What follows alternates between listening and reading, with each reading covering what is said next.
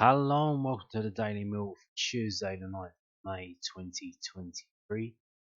In today's Mill news, obviously not a lot going on. I think a lot just licking their wounds. Not a lot to say. So we've got this. We're going to start with this from Newsshopper.co.uk. That's Newsshopper, not Newshopper, Newsshopper.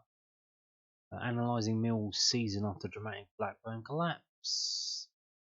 For the sixth time since their promotion to the Championship, Mill have missed out on the playoffs. This time around will be more painful than ever for the Lions. At half time, yeah, we know all that. I don't want to reveal that. But has it been a bad season for the Lions? It might be hard to take any positives from Millwall at the moment, considering the circumstances in which they lost out on the shot of promotion. This is the Lions' joint highest finish since their promotion from League One, and they have one of the best strike partnerships in the league. The problem for Millwall is that it's the third time they finished 8th, 2 places off the playoff positions in the last 6 years. The Lions' points tally of 68 is the joint second, the best points tally they've accumulated since their promotion to the Championship.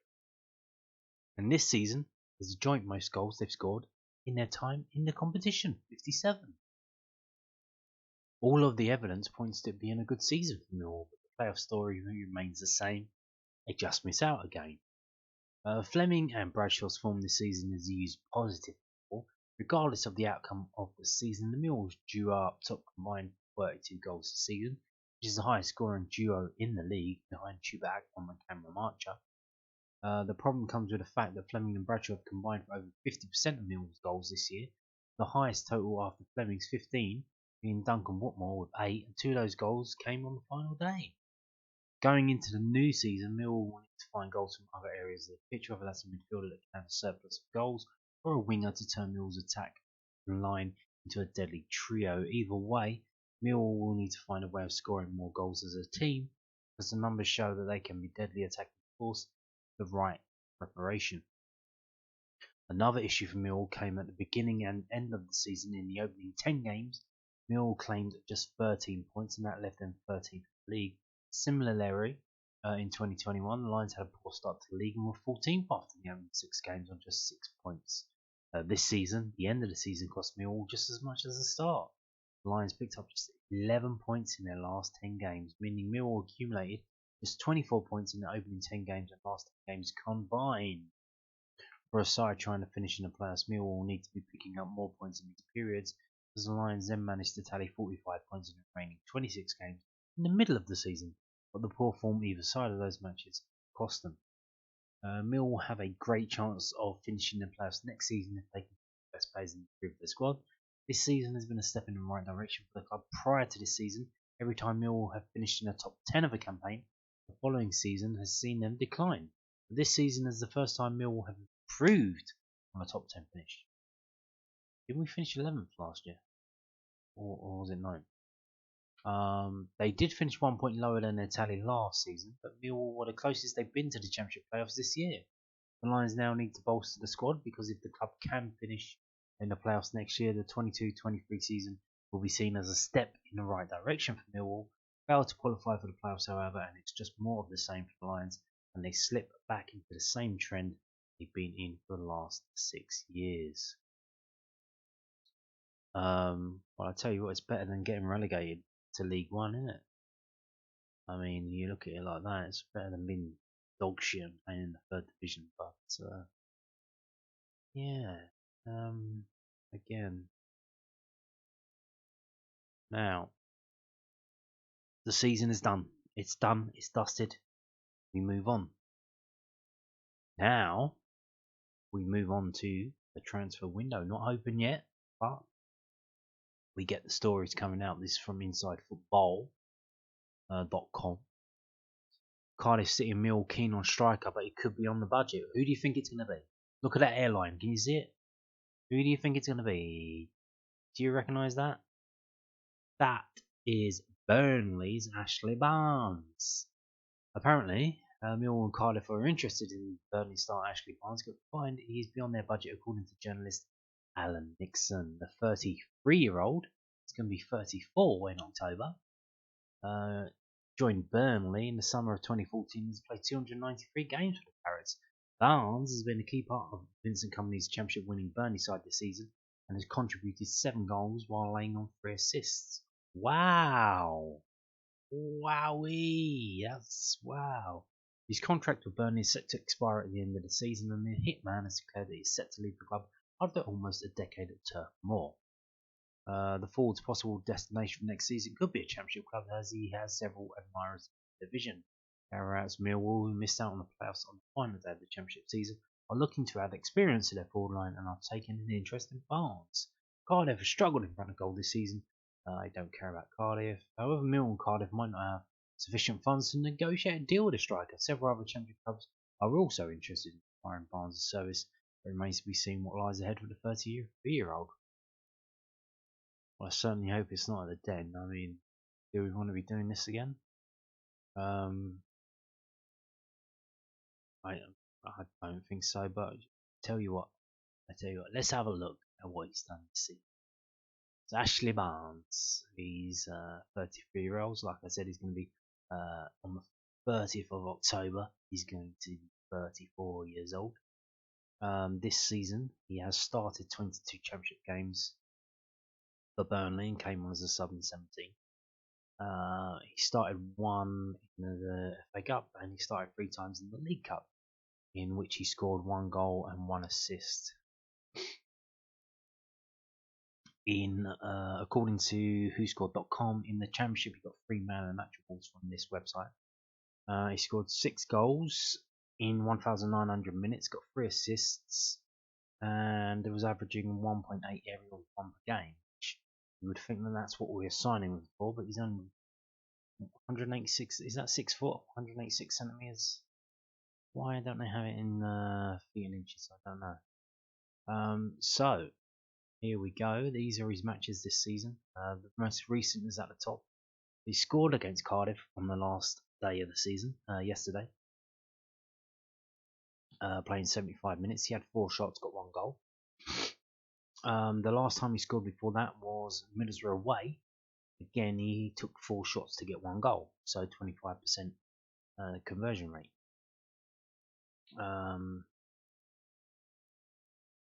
He scored against Millwall in the 1-1 draw in February.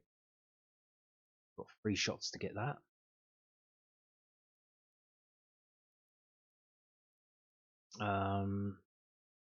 Scored 2 against Blackburn, but he had 9 shots. So there you go, and I believe that probably would have given he got him a score of 8.4 on that one. But other than that, not much going on. And you would think he wins all the aerials, but how many assists does he get? He doesn't even get that many assists. Last assist was against Preston, and then before that it was all the way at the start of the season against Luton and Huddersfield. Not really the aerial prowess, like jumping in and setting people up, is he? I don't know. Not obviously. He's not getting assists. Maybe he's contributing. But yeah, not for me, mate. Not for me. I don't know. What do you think? I don't think he's going to come down south anyway. If he gets any decent offer in the northwest, he'll stay in the northwest, won't he? So yeah, I don't think. Yeah, I don't. Maybe the club are interested in him, but I doubt he's going to come. So first team playoffs have done and dusted, but we still have 2 teams who are in the playoffs. We have the under 21s and we have the under 18s who made their end of season playoffs, which is to win the title, not to get promoted, just to win the title. The under 21s now know who their opponents will be.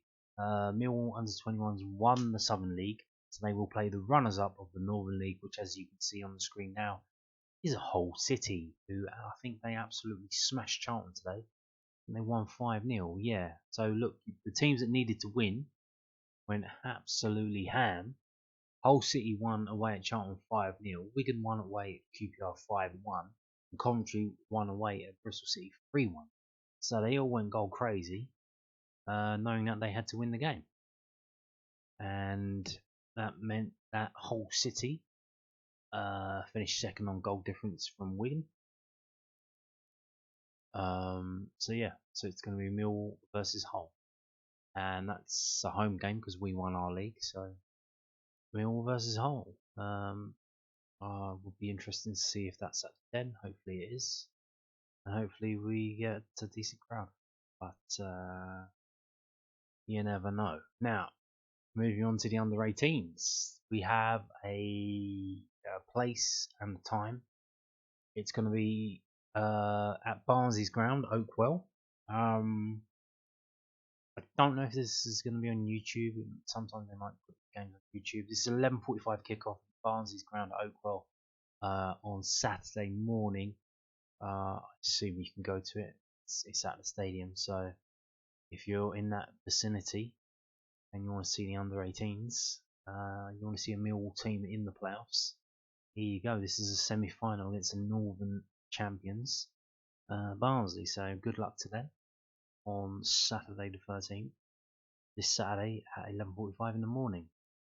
Now, obviously today is the day after the bitter disappointment of the game.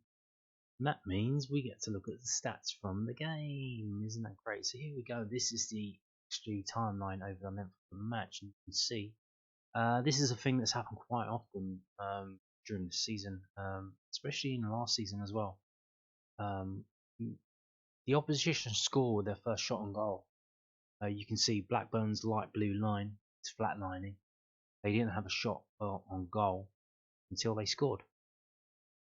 And that should have went in. That was a very small chance of a goal. So you see the line barely jumps up.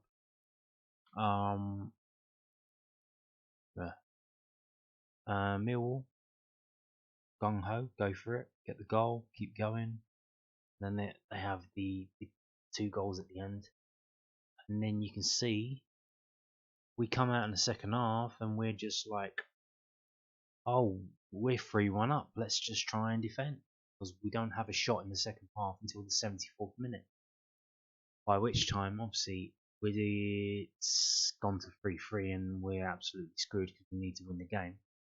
And then we start attacking more, and you see the staircase effect, which is a mini staircase effect, from the 74th minute onwards. And at the end of that, after our last shot, they have a shot, and that's all she wrote. We flatline until the end of the game, and they do as well. Done and dusted. Yeah, we went out in the second half trying to defend, didn't do it, had to go on all out attack and got caught on the break. Yeah, absolutely dog shit. And you can see they give the XG on this website. Look in the top left, there's 1.6 for Millwall and 1.9 for Blackburn. So that means they should have scored 2 and we should have scored about either 1 or 2. So there you go. Now moving on to this website, infogoal.net. They give the XG slightly better to Blackburn. It's 2.68, 1.41 to Millwall, the above the red FT in the middle. And here's the shot map. So you can see we're being kept at arm's length, with barely getting on the edge of the box. We had our best chances, obviously the goal that was scored, but I want more. But a lot of long range shots, especially I imagine from Zion Fleming. One that would have been a try in rugby. It was so high and over the bar. Here's Blackburn. Look at them getting into the 6-yard box and getting shots away. Scoring 2 of 4 shots that they had in the 6-yard box and another couple of decent chances. But obviously the goals that they scored were the shots that were outside the area that were whipped in that George Long cannot deal with. And it remains to be seen going forward, now that teams know that that's how you score against him, whether that they will start doing that and we'll start losing more goals, more games. Fairness rating, was that a fair result? 90.64 out of 100. Yeah, they reckon so. They reckon so, and I think so too when you look at this map about the quality of chances each team had. Holy shit. Yeah, so moving on to WhoScored.com And here we go. So obviously Diaz got man of the match, 9.3, and then what Duncan won 8.3, and then Oliver Berg 8.0. Yeah. Zion Fleming had 6 shots, same as Diaz, but he got 0, and none of them were on target, which we'll see in a minute. So Millwall created a high number of chances relative to their possession, were effective at creating goal scoring opportunities from counter attacks and from set pieces, were strong at finishing. We lost possession often. Yeah, so here we go. Attempts on goal 14 to 13. So we actually had more attempts on goal. 9 to 7 open play, 4 to 5 set piece, 1 to 1 counter attack. And that's a conversion rate for us of 21%, which is good for us. But 30 for them. So that is not good at all. Passing types. The average pass streak for Millwall 3. The average pass streak for them 5. So there you go. 310 passes to 598, 6 into 15 crosses, 1 to 0 through balls, 54 to 58 long balls, and 239 to 524 short passes. Here's the directions. They were exclusively going down the wings.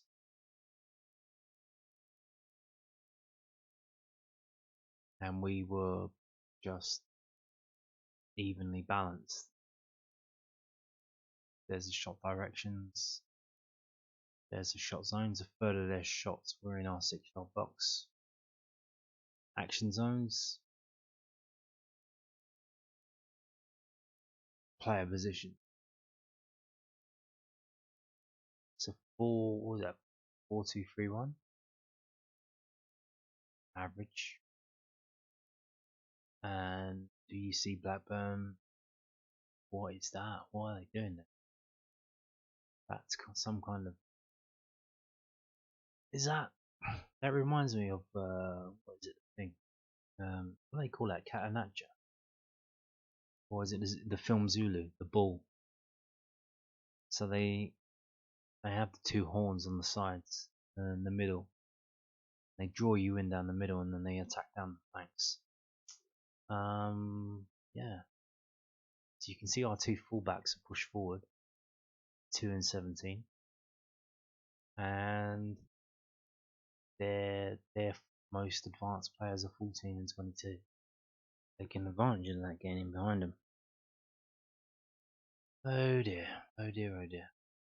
And then they doubling up in midfield, so obviously trying to win the balls, trying to double up on each side so they can win the ball, win the second balls, and send 14 and 22 away.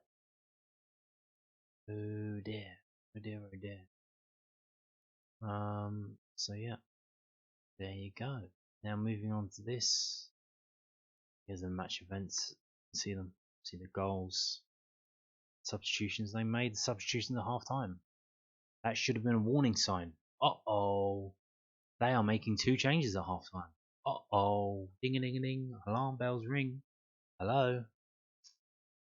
Damn, bro. 5 minutes after half time, they get a goal. And then 12 minutes after that, they get the third. And you can see, so like I showed you the XG timeline before, we don't get a shot away in the second half until bring the 2 subs on, Tyler Burr and Scott Malone. So they were sent out there just to defend. Let's go and defend for the whole 45 minutes of the football game against a team that scores for fun. Hey ho, that'll work out well. So here we go. If you look at the club badges at the top left, top right, the average player rating for Millwall 6.56, and for Blackburn Rovers at 6.3.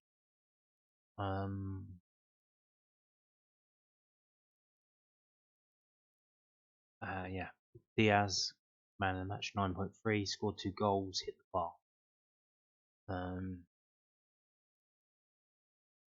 For Millwall, highest rated player was Watmore, and the defence is just absolutely mauled here. Look at this: 5.8 for Cooper, 5.7 for Hutchinson, 5.9 for McNamara, and 6.0 for Long. Defence just let us down, didn't it? Styles given 6.3, but I imagine that's for his going forward stuff. Okay.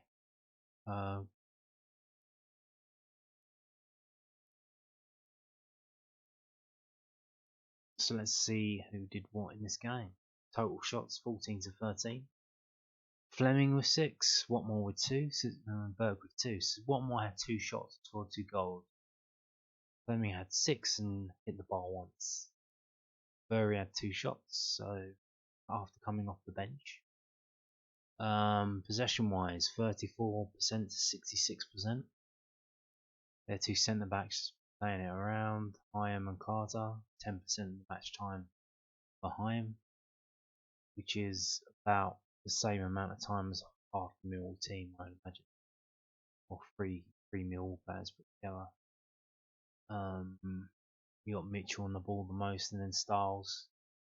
I said Styles probably got his decent rating for his going forward stuff.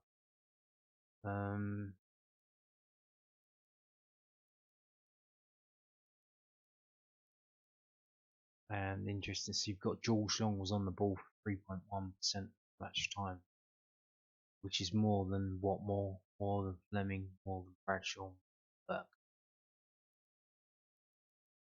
and it's only slightly less than Watmore and Bradshaw could play.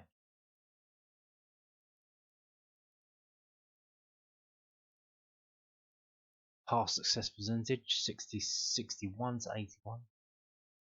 Saville 80, Watmore 89. So both of those were taken off early. George Long 46. Dribbles 9 to 7. Aerials 1 29 to 24. Everyone winning an aerial for the Mill starting 11 except Long and Watmore. Bradshaw with 4, Burke with 4. Saville with 5. Cooper with 4. Tackles 11 to 22. 11 to 22. Out tackled by a factor of 100. 100%. Barely any tackles. Millwall. Just chasing shadows, weren't we? Where they were doubling up on the inside, left and right. They were just passing it around each other. We were just chasing shadows, couldn't tackle anyone. Corners 3 to 6. These are the players that won the corners. Dispossessed 5 to 3. That's having the ball taken from you. So there you go. Let's have a little look now. So Millwall shots 14, wasn't it? How many were on target? So here you go. Look, Simon Fleming 6 shots, absolutely 0 on target. Whereas you have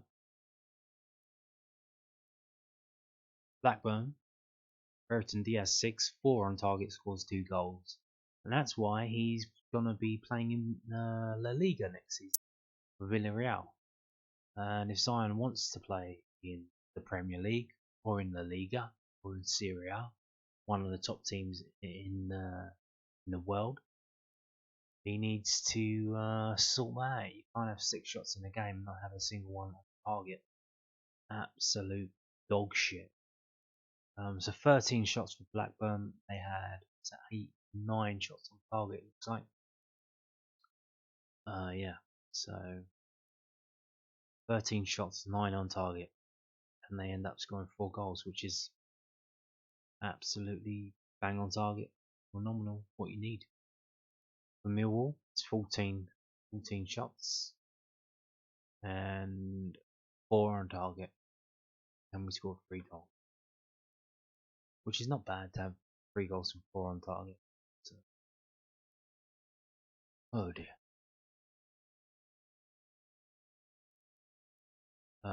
So the ratings wise, so you got top 2, Watmore and Burke 8.27, 8.03, and then you got Bradshaw 7.22, and you got Scott Malone coming off the bench at 7.03. I guess it's because of that clearance off the line, which that C indicates. I think he really did much in the game, to be honest. Get that rating, but there you go. We've got, like I said, the three keepers, the three defenders. Hutch, the worst player, 5.68, then Cooper 5.76, and then Danny McNamara 5.91. All doing worse than two substitutes that came on the 81st minute and had about 10 minutes on the pitch. Whereas they had 90 minutes on the pitch and got a score worse than the two players that had 10 minutes on the pitch. Oh dear, oh dear, oh dear.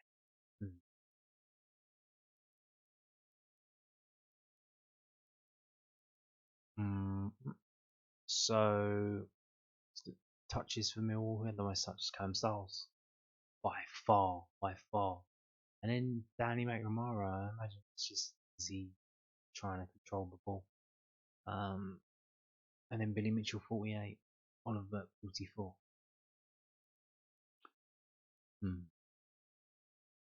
Offensive.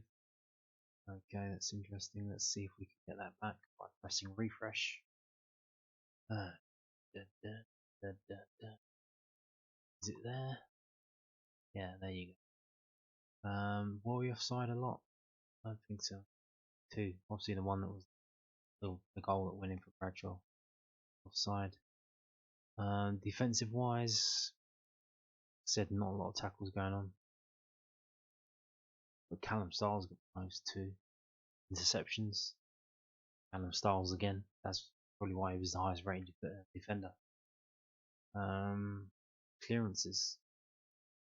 Looks like to be Jake Cooper and then Billy Mitchell. Blocked shots. Only two of the shots were blocked. Billy Mitchell just got home.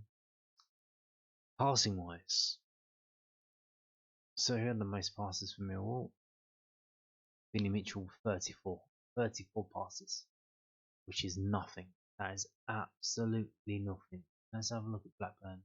We'll see their passing 80s, yeah. The defenders, but even if you take out the two defenders, it's 57, 55, 53. Whereas our players, 30 passes, 31. Holy shit. Passing accuracy.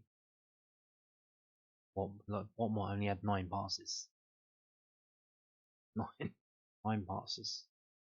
In 72 minutes on the pitch, he had 9 passes. He was accurate 88.9% of the time.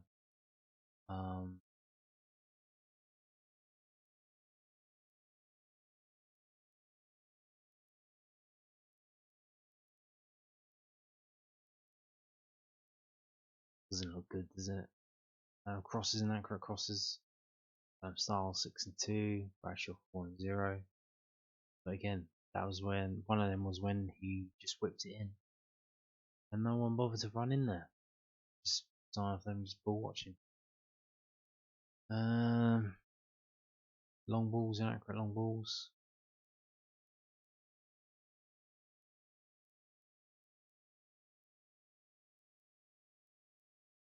Okay, I think that sums it up. And on that note, thank you for watching and goodbye.